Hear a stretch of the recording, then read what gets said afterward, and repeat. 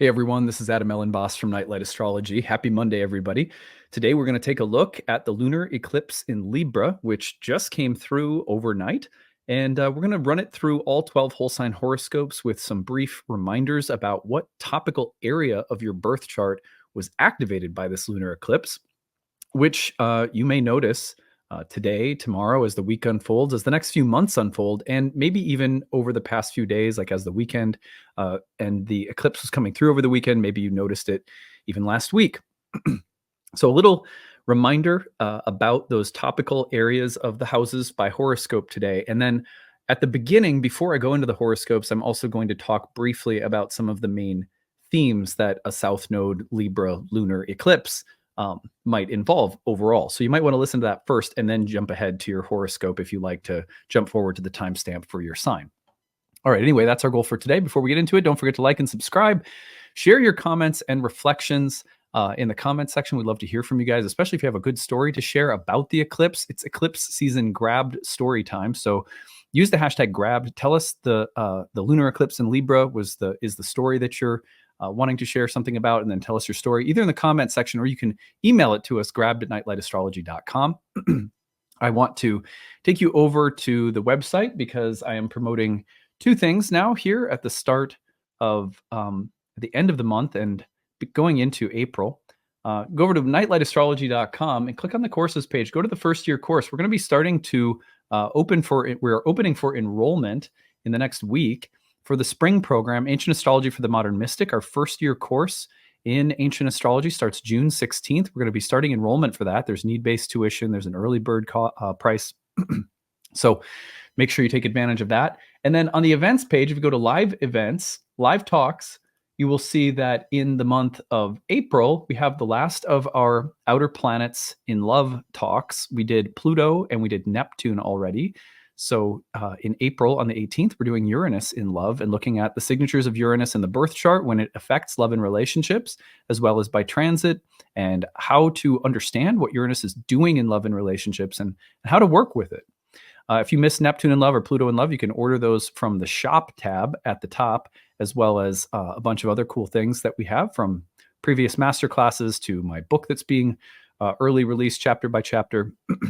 So lots of cool stuff there. The other thing that I'm promoting, as you guys know, is Ashley's Herbal Apprenticeship Program. If you go to skyhouseherbs.com and click on the courses tab, you can go to the Herbal Foundation's apprenticeship to learn more about her program, which is starting on April 24th. There's need-based tuition available. And if you stick around at the end of today's talk, you can hear an interview that I did with Ashley discussing the program and everything that it entails. So that will be after the content is done. The interview's tagged on to the end. Okay, well, now that promotions are done for the day, let's go into the significations of this lunar eclipse. Now, the lunar eclipse is something that's already happened by the time you're listening to this, but I want to point it out on the real-time clock to sort of show you the timeline, and also, make the case that it's not like we're, because it's a few degrees past that we're too late for it to be relevant. Eclipses have a long shelf life. So anyway, here it is. This is Monday morning, March 25th. But if we back this up just a little bit, we're going to see that the eclipse comes through. And this is, let's back it up just a tiny bit more. And I'll go right down to the minute just for fun. Let's get it to about 5 and change. There we go. So this is about 2 a.m. Central Time today, Monday, March 25th. And so the eclipse window, what's important to note about eclipses is that it is rarely on the actual day of the eclipse that major events occur. Remember that eclipses happen in 9 and 18-year cycles, 9 being the half life of the cycle, 9 years, and 18 being the full length of the cycle. And so the karmic seasons that they depict and the cycles that they are referring to are long, and nothing cyclical that is that long, whether you're looking at the last time the South Node was in Libra or the last time the nodes were in Libra and Aries together but opposite 9 years ago. Either way, things that are going on for that long don't wrap up in one singular event on the actual day of an eclipse, rarely. Or some new cycle does not begin exactly on the day of the eclipse with some singular event. It's important because people sometimes think of eclipse days as like duds. They'll be like, oh, nothing happened. Well, we're not thinking about it correctly if we're not thinking about it as process oriented. And the best way to understand the process of an eclipse is to look at the whole sign houses that the nodes are falling in, or that one of the nodes is falling in. In the case of a lunar eclipse like this, look at Libra. Look at the whole sign house of Libra. So that's what we're going to do in a minute.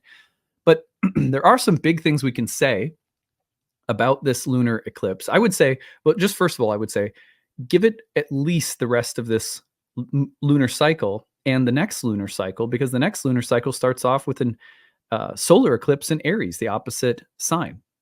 So you have to at least look at the picture of this lunar cycle in totality and the next lunar cycle. But more than that, it's really the story that's being told until the nodes change signs. And that's not, we don't, if we push this forward a little bit, let me just show you how that works.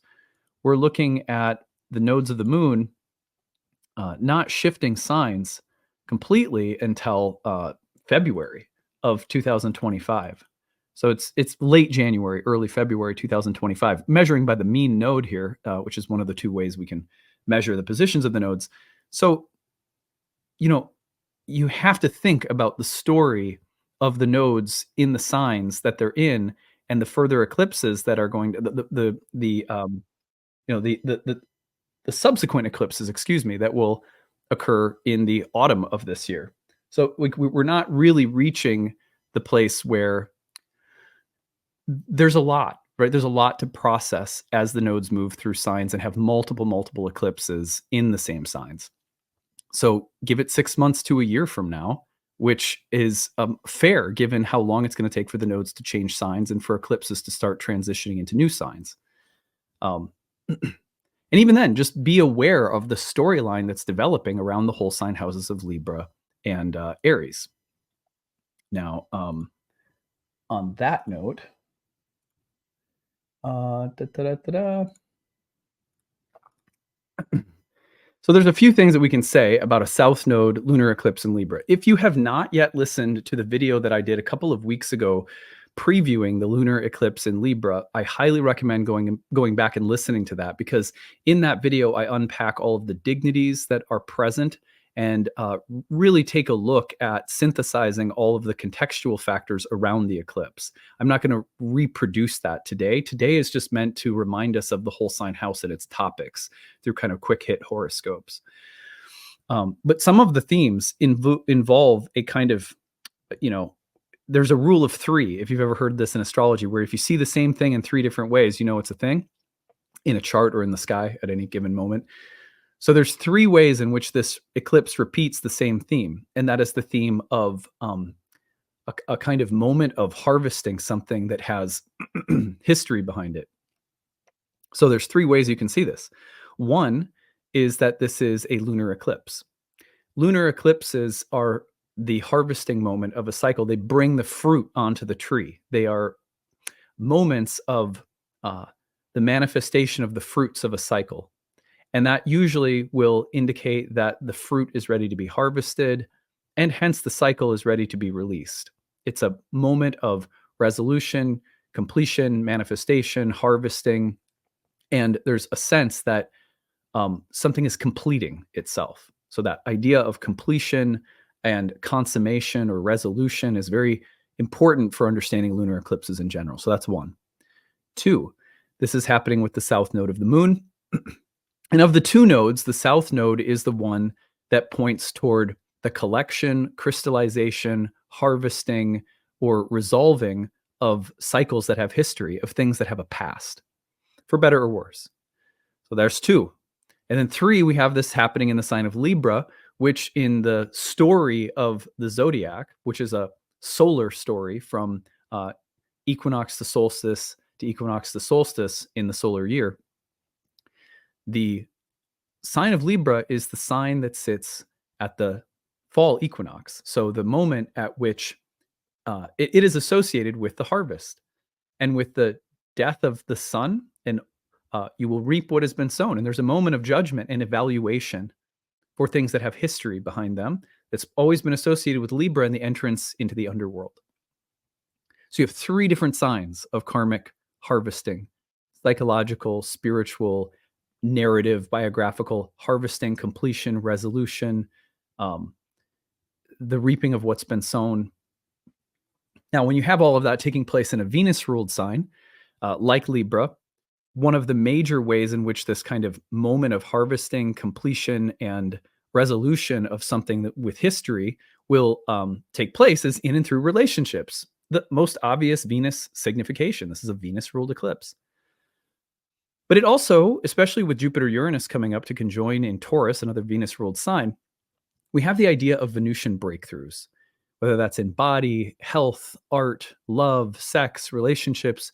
Anything that Venus signifies is going through a moment of harvesting, resolution, and completion that's coming right before a kind of major Venusian breakthrough, which is signified by Jupiter-Uranus next month. So these are the simplest ways of thinking about what the eclipse represents, without going into the specifics of every individual soul's chart who's listening to this. You have to look for those general significations and try to apply them to your own situation. But the next step that we're going to take today is to remind you of the house topics. We've already looked at this through the horoscopes that Alex and I did for the month of March, where we focused on this whole sign house of Libra. But I want to refresh because it's a good day to just remind yourself, this is where the cycle is seeking a point of synthesis, of resolution, of completion, and understanding, and wisdom, and so forth. So let me just get this. I'm going to get it set up so that I can roll through this. And here we go. So these will be quick. It's not like if you want a much more in-depth breakdown, you could also revisit two videos to revisit. One would be the video that we did at the beginning of March, like March's horoscopes. Revisit that video. The other one would be the overview of the eclipse that I did, saying previewing the Libra eclipse. Go back and watch that one as well. So on this eclipse day, though, let us refresh ourselves on what's going on. You can listen to this for your sun or rising sign. I recommend your rising sign because that will configure to the whole sign house version of your birth chart. All horoscopes are done in whole sign houses, whether it's modern or ancient astrology. It's whole sign houses. And so unless your sun is actually in the first house, your sun sign is always going to be put on the ascendant. So unless your sun is in the first house, it won't correspond to the birth chart, which is why we suggest your rising sign, because that will correspond with the actual whole sign house positions of the transiting planets in your natal chart. All right, anyway, on that note, for Aries, if you are an Aries, the eclipse is taking place in the 7th house, which is a place of the setting sun. It is associated with relationships, with intimacy, with interpersonal connections. And so here we have the picture of something resolving itself in and through significant relationships. It could be, more broadly speaking, your social life, how and with whom you seek out pleasure and connection. So we see something kind of completing itself there, a moment of karmic harvesting that's taking place in the realm of relationships. Okay, remember, these are just brief to remind you of where the action is at. Taurus. For Taurus, this is the 6th house. The 6th house has to do with effort, work, sacrifice, labor, health, usually health only in the sense of disease and sickness and adversity that we're having to overcome to be more healthy, to be healthier. But can also involve things like conflicts, frustrations. It's a place of animals, by the way. So smaller animals belong to the 6th house. But here we have a moment of karmic harvesting with respect to the topics of sacrifice, effort, work, will, frustrations, sicknesses, overcoming hardships and adversity, things that you sacrifice on behalf of that you care about. And there's something here that is reaching a point of resolution, maybe an old conflict that's ready to dissolve, maybe an effort or an act of sacrifice that's ready to pay off in some way too. Those are things to consider if you're Taurus rising. And remember, that breakthrough for you, Taurus, is coming at the Jupiter-Uranus in your 1st house. So this is connected to a significant breakthrough in something like identity, health, etc. All right, with Geminis, we see that the lunar eclipse is forming in the 5th house, the joy derived from one's dharma, the place that is connected to joy, creativity, children. And the question in the 5th house is always, yeah, but are you happy? Are you joyful? Do you feel like you can enter into creative flow states easily and feel happy with the path that you're walking? Do you feel like you're in touch with your creative essence? There's something here, a cycle of old karma that's ready to be resolved. Maybe that means something creative is ready to crystallize. Maybe it means that some lack of creativity, you're not having it anymore. You're the need to do things that make you happy is paramount right now. So it could also be a place of romance. For Gemini, for Cancers, we have this cycle taking place in the 4th house. That is the karma of home and family. So we have the karma of parents, of home, of dwelling place, of living environment, the health and well-being of family members, the ancestral past. And we have a cycle there. It's an old cycle, 9 and 18 years worth of a cycle that's been developing. And history in the 4th house can be very deep and even, reach back into ancestral ties that you're not even super aware of. Now, there's a cycle that is coming full circle in the house of home and family. Let's continue. With Leos, the lunar eclipse is in the 3rd house, which is really the cultural, everyday environment of your life.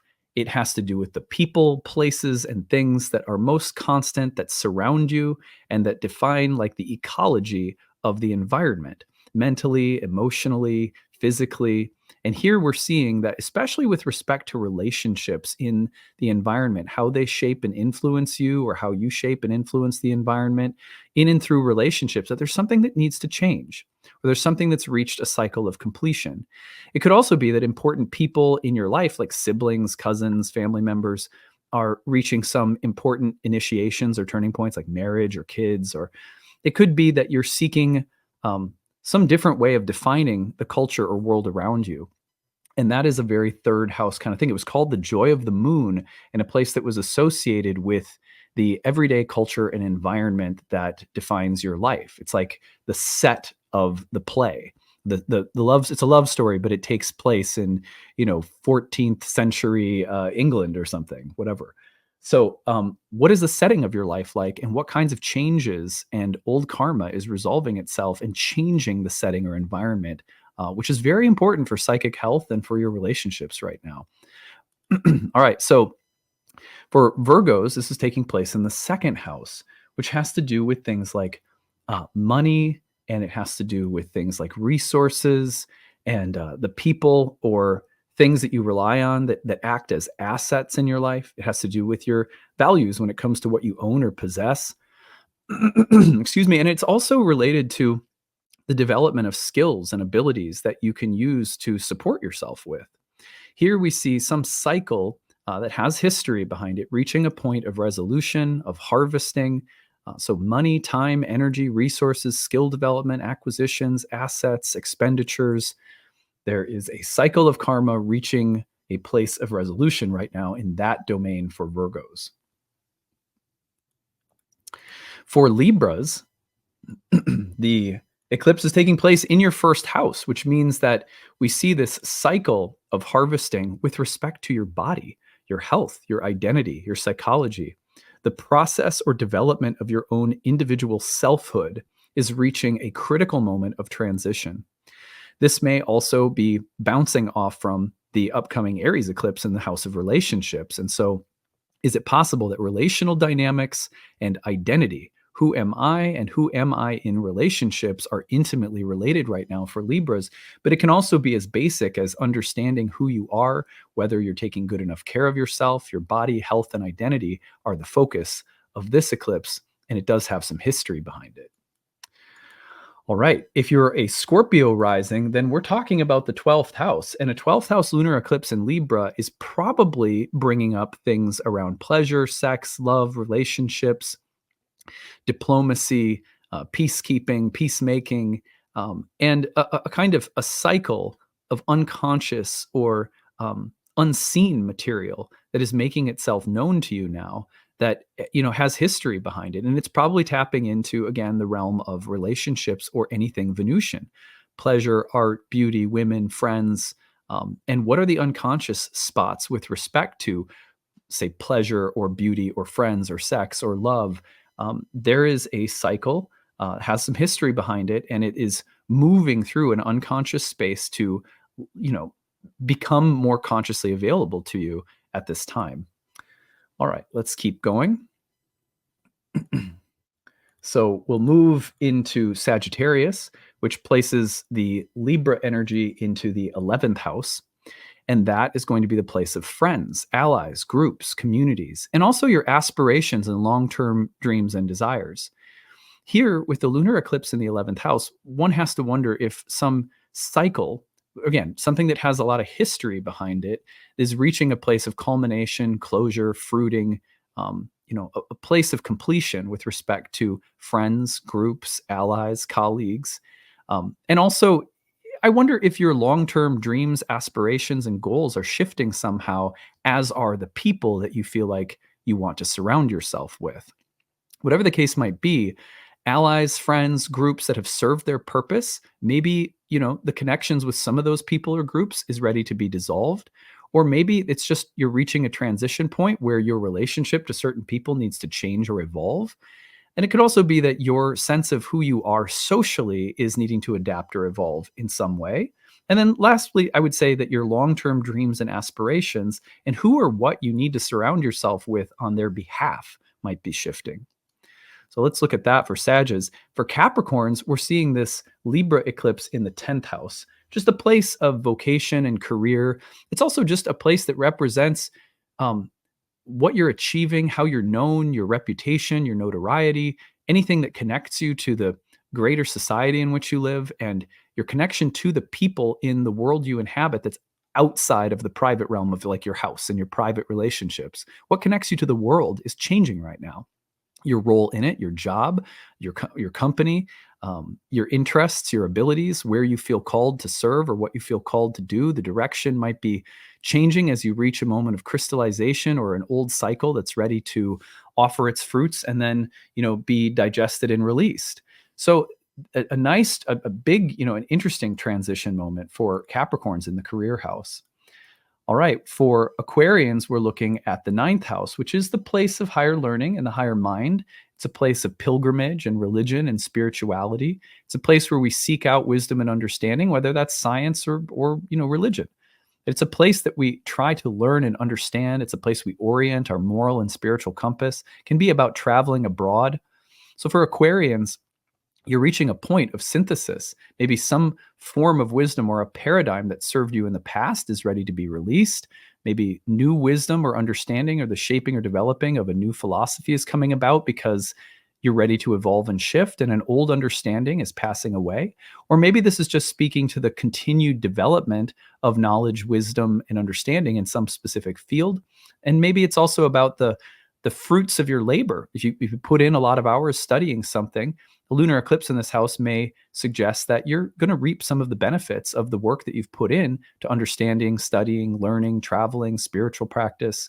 So this is a transit that looks like a transit of wisdom for Aquarians. Now, finally, we'll have Pisces, which is placing the lunar eclipse into the 8th house, a place that I like to talk about as the metaphorical blood bank, donations of life force and that go back and forth. Here, though, I wonder about soul contracts that are ready to be released, that have served their purpose, or whose gifts are fruiting right now, or whose limitations are showing themselves. And that might mean that you are ready to get out of some exchanges with other people, while other relationships are really showing the benefits that have come from putting in effort and labor and giving something to get back something. Debts are being paid off. Maybe there's a sense of cycles of karma that are burning off through the balancing of the scales, and that might come with a feeling of paying off debts. But that's an eclipse that certainly suggests the culmination or completion of various soul contracts, karmic debts, and exchanges with other people for better or worse. So those are your 12 whole sign house reminders. This is where to look or maybe start your reflection. Your journaling could start with the topics of those houses. The other thing I recommend is just letting the eclipses speak. If the significations of the houses don't resonate, then just watch, pay attention, listen. It's a very good time to go within, to take some time for prayer, meditation, journaling, walking, any space you can get into that constitutes a flow where you let go of the active controlling, premeditating mind that's trying to control and solve everything, and just be open to receive and notice. You put yourself into a situation like that regularly around eclipses, and in my experience, you'll just be able to receive some of the guidance and insight that the eclipses are offering. It's good to put yourself in that kind of receptive flow state if possible. All right, that's what I've got for today. As you guys know, I have been on a little spring break vacation. We had a bunch of guest speakers who came in last week.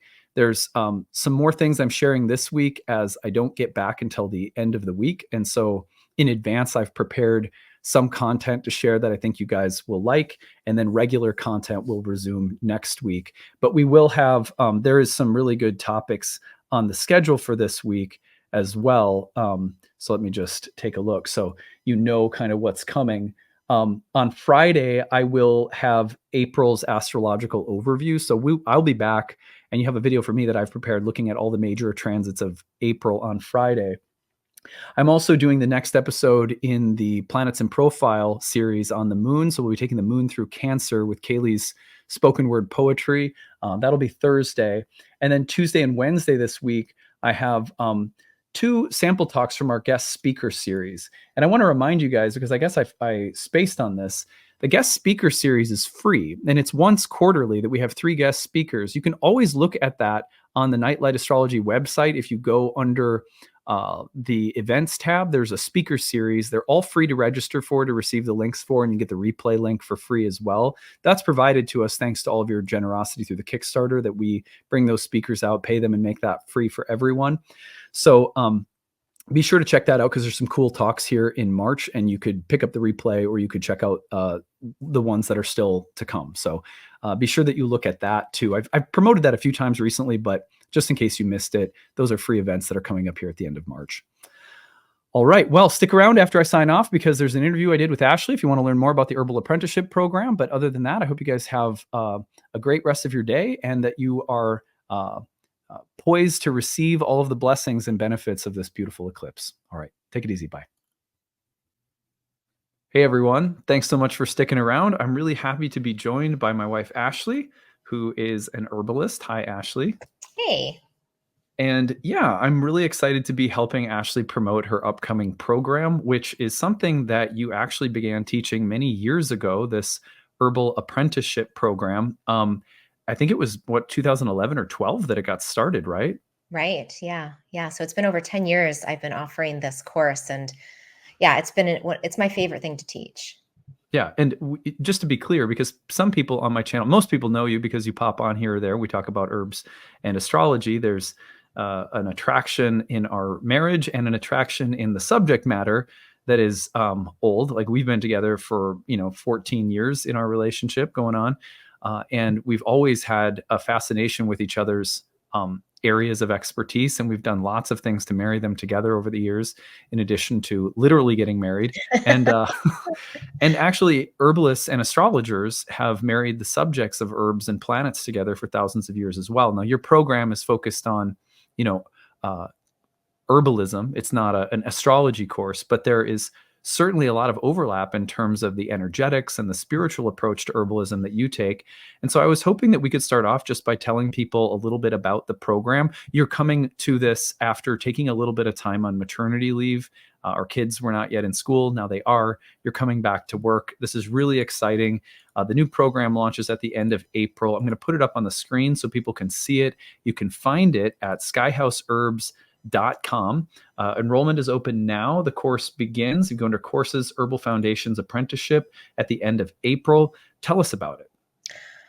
Well, this course, I guess my goal in redesigning the apprenticeship course that I've been teaching for 10 years is to make it even more personal and to allow people to study the material, digest it at their own pace. So what it's going to be is a combination of kind of three main parts. The first one is the recorded material. So there's going to be modules that will be released, and people can listen to them as they have time. The second part are live classes where we will meet live on Zoom and talk about the module, I'll answer questions, I'll give even more information about it. And then the third part is the sacred plant pairings.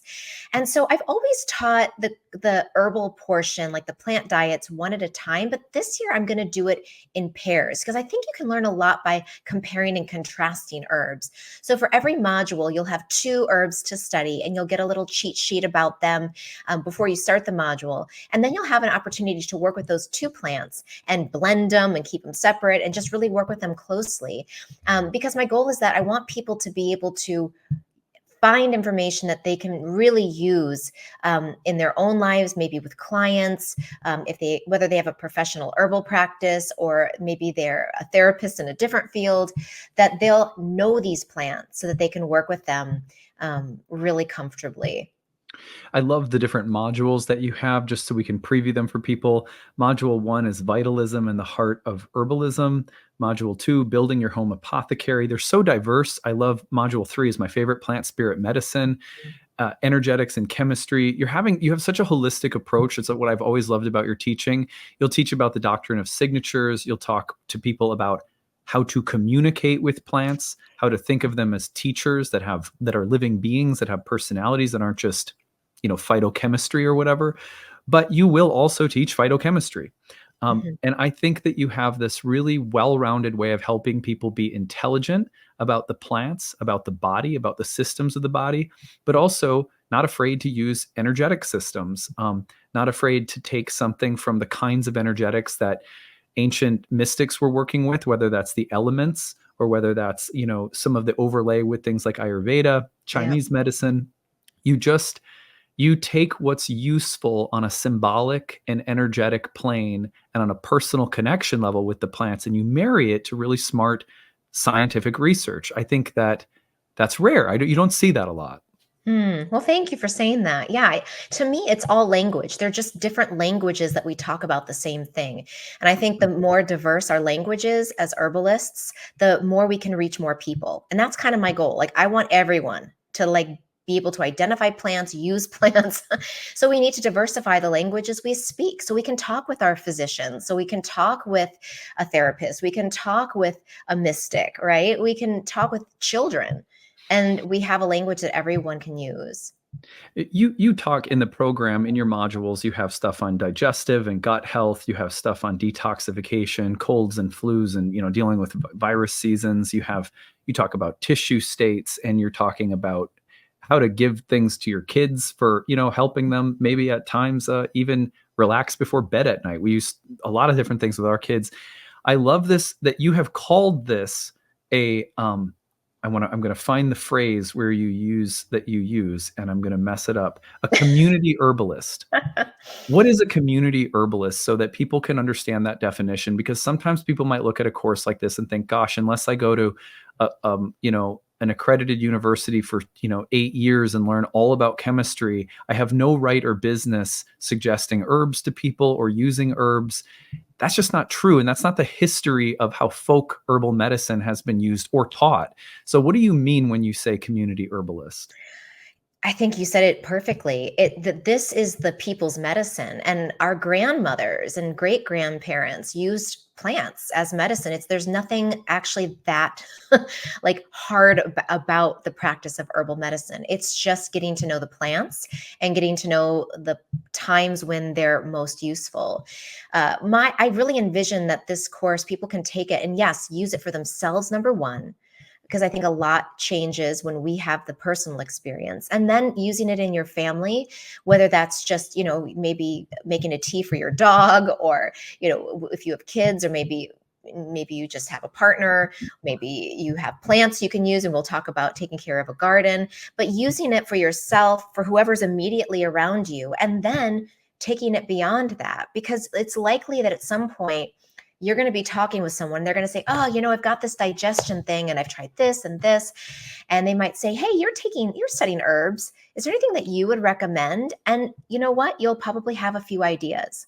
And that, you never know how one way that you help someone out there in the world might trickle and then help others and more people. So I think through the self-knowledge and studying this knowledge in your own body, it'll naturally, it's like, impossible for it not to spread out and start to affect the broader community.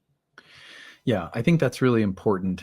This is also for that reason, because we have a vision. I mean, you guys know through my Kickstarter, you guys helped us build a community herbal medicine garden that Ashley's been hosting free and donation-based events out of, that the donations go back to right back into the garden and just growing the medicine that we then find ways of harvesting and giving to other people or letting other people come and harvest. We have a vision, we always have, back to the days when we had our yoga studio in Maryland. We have always had a vision of making this sacred knowledge accessible to people.